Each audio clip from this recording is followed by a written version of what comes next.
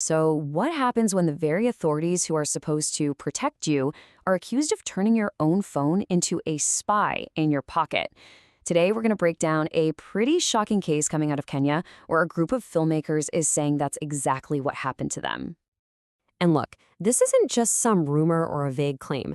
This is a direct quote from the filmmaker's lawyer, and he says they have forensic evidence to back it up.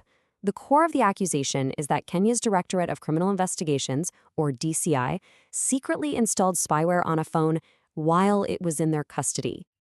Now, to really get why this is such a big deal, you have to look at the timeline. Seriously, the sequence of events here is everything. Okay, check this out. On May 2nd, the filmmakers get arrested and police take their phones. Then, 19 days later, on May 21st, forensic analysis shows that spyware was installed on one of those phones. And here's the kicker. At that exact moment, the phone was still in police custody. The filmmakers didn't get their phones back until July 10th. That's a total of 69 days. For over 2 months, these phones were in the hands of the authorities. And it was sometime during this window that the evidence suggests one of the devices was compromised. All right, so what is this software at the heart of all this? You might be thinking it's some kind of top-secret James Bond-level government tool, but not exactly. Let's break down what FlexiSpy actually is. FlexiSpy is what you'd call commercial spyware. Yeah, you can literally just buy it online. It's often marketed as a tool for parents to monitor their kids or for employers to watch their employees. But privacy experts have a much more blunt term for it: stalkerware. Because that's what it does. It lets someone secretly stalk your entire digital life. And the power this thing has is just immense. We're not just talking about reading a few text messages. FlexiSpy can intercept and record your phone calls, track your physical location with GPS, see your entire web browsing history. It basically gives an outsider total control of your device.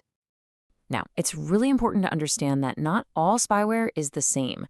While FlexiSpy is incredibly invasive, it's not in the same league as elite state-grade spyware like Pegasus. Pegasus is sold only to governments, it's way more sophisticated, and it's almost impossible to detect. FlexiSpy, on the other hand, can be found if you know what to look for. So who are the people at the center of all this? Let's put a face to the story and talk about the filmmakers themselves. These are the 4 guys right here. Their work and what happened after they were arrested is what kicked off this whole chain of events that led to finding this spyware. So how did it all start? They were arrested and accused of publishing false information tied to a BBC documentary called Blood Parliament.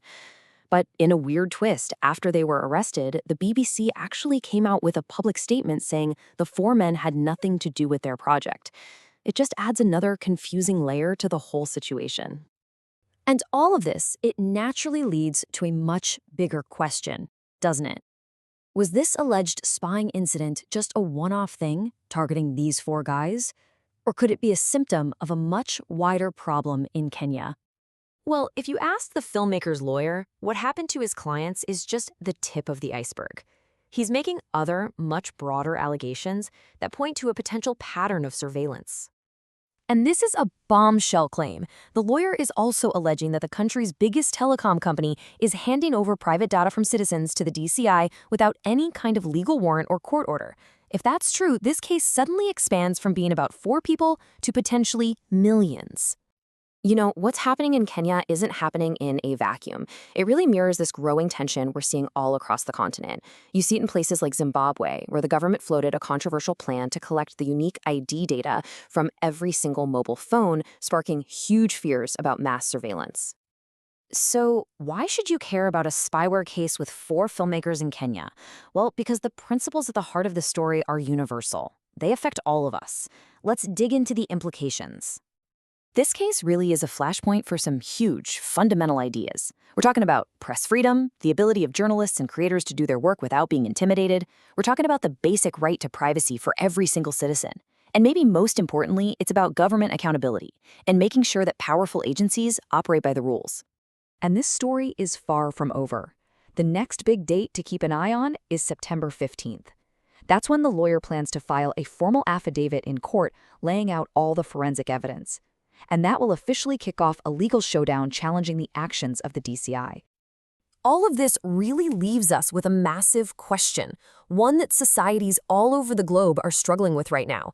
In this digital age, with all this powerful new technology, where do we draw the line between what a state needs for security and the unacceptable surveillance of its own citizens?